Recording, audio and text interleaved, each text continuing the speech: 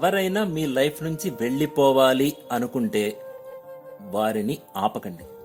ఎందుకంటే వెళ్ళిపోవాలి అనుకునే వారితో మీరు ఎప్పుడూ హ్యాపీగా ఉండలేరు.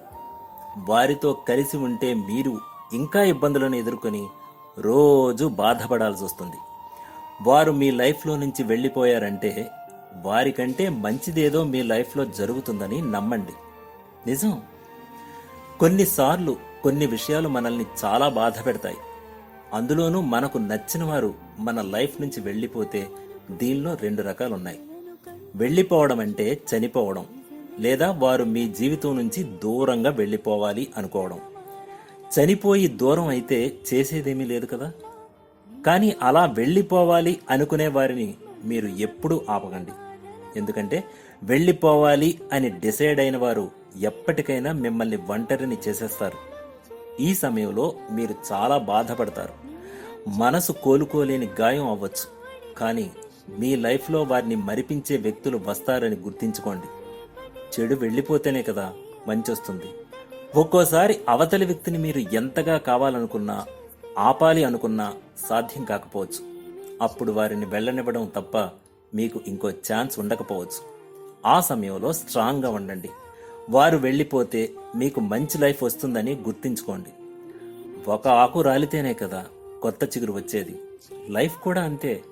ఒకరు వెళ్ళిపోతేనే కొత్త లైఫ్ వస్తుంది. అది మీకు మరిచిపోలేని అందమైన రంగుల ప్రపంచాన్ని ఇస్తుంది. పోయేవారి గురించి బాధపడటం కంటే రేపటి రోజు మీద ఆశతో ముందుకు సాగడం మనకే మంచిది. వారు వెళ్ళిపోతున్నందుకు మిమ్మల్ని మీరు బాధ పెట్టుకోవద్దు. మీ జీవితంలో ఉండమని వారిని బతిమాలాడాల్సిన అవసరం కూడా మీకు లేదు. మీ లైఫ్ మీకు ఇప్పటికే చాలా ఇచ్చింది. ఫ్యూచర్లో ఇంకా ఎక్కువిస్తుందేమో. కాబట్టి ఈ పరిస్థితిని ధైర్యంగా ఎదుర్కొంటే చాలు. మీరు సక్సెస్ అయినట్లే. అంతేకాని వారి గురించి ఆలోచిస్తూ మిమ్మల్ని మీరు ఇబ్బంది పెట్టుకోకండి. మీరు ఎంత ఏడ్చినా వెళ్ళాలనుకునే వ్యక్తి మీకోసం ఆగరు. ఒకవేళ ఆగినా ఎన్నో రోజులు ఉండరు. ఉన్నా మీరు సంతోషంగా ఉండలేరు.